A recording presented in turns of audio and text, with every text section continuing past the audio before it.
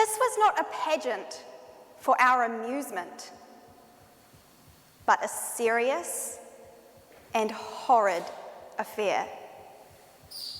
Those pretty puffs of smoke like cotton wool and the fire that lit up the beach contained shrapnel bullets, which killed and maimed men.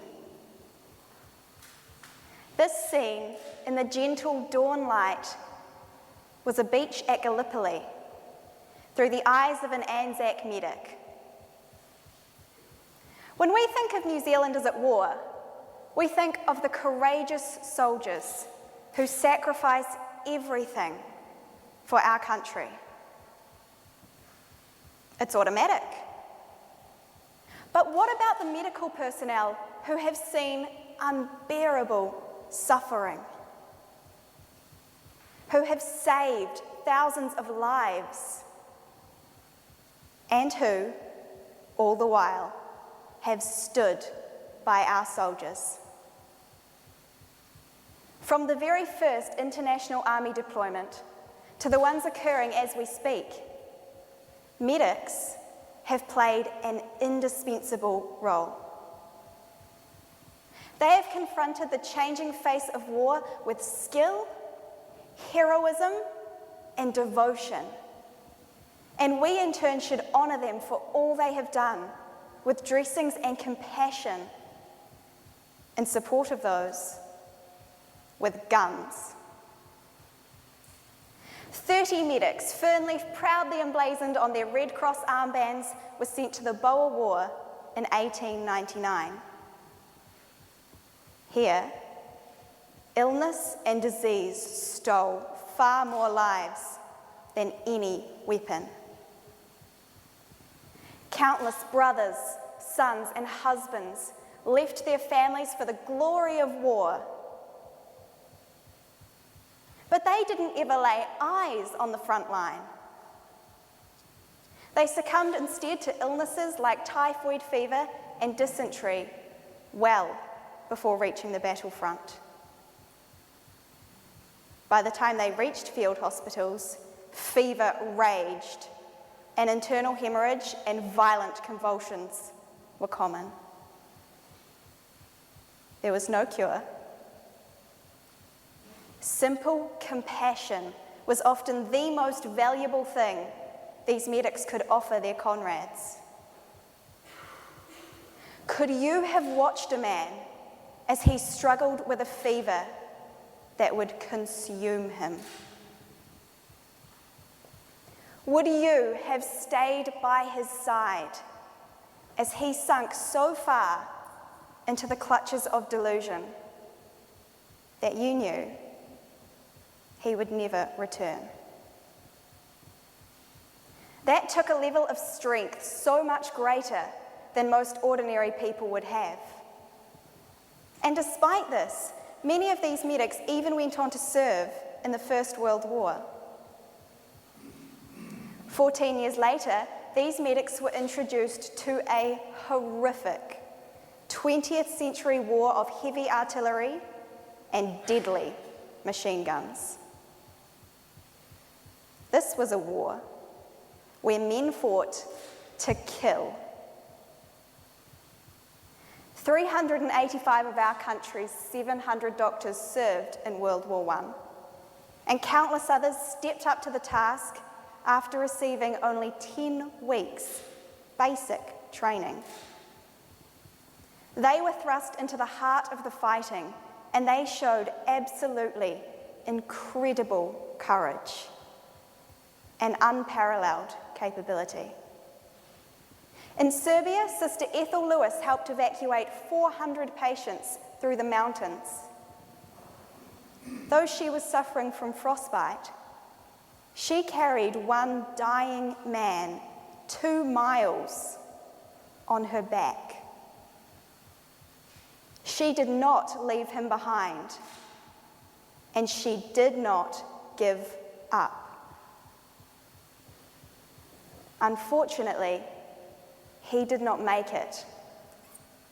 But it was characteristics like these that made the medical contingent of the army so very special. Medical Officer Percival Fenwick said, "We live so much under the shadow of sudden death that one sees things very differently to ordinary times. Life is normally complicated. Here, it is savagely simple. Eat while you can. Help all you can. Sleep when and where you can. And above all, grin and keep a stiff upper lip." It was this sort of dedication and this focus that was essential in places like Gallipoli. One Anzac medic described working through exhaustion to treat 3,300 patients in just 4 days. In modern chemical warfare, it was unforgiving. Watch the white eyes writhing in his face, his hanging face like a devil's sick of sin. If you could hear at every jolt the blood come gargling from the froth-corrupted lungs. The relatively inexperienced team from the bays of Nelson and the farms of Waikato saw this. And yet they still conducted themselves in a quiet, matter-of-fact way. No fainting, no vomiting, just a steady attention to duty. I ask you, how many of our soldiers made it home to their families because of the valiant work of the New Zealand medics? They dealt with whatever conditions they were faced with, and they did it with resourcefulness and bravery. The nature of weaponry has altered considerably since the First World War, and consequently, so has the role of medics. Today it's understood that you can tie up far more of your enemy's resources by inflicting mass injury, not just simply killing. Therefore, medics have to be better trained, better supported, and better resourced. Also, while their historical counterparts were used to stop New Zealand losing a war by treating the injured, now they are used to help us win wars. They captivate the hearts and the minds of local populations. Major Susanna Carter is a perfect example of this humanitarian focus. She's coordinating the distribution of basic medical care to children and mothers in Afghanistan.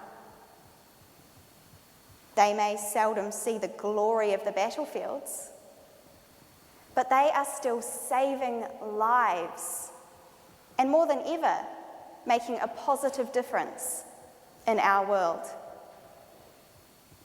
Even today, they stand by our soldiers. We have had just 5 army fatalities in Afghanistan, but one of these was a young medic named Leon Smith. He made the ultimate sacrifice for our country. He gave his life. It is said, although their contribution is small, it is of greenstone. But I think their contribution is remarkable. They had to watch men die in their thousands and still have hope. Hope for even the glimmer of a life that could be saved. Hope for those that didn't have any left. And above all, hope that one day there would be peace. Thank you.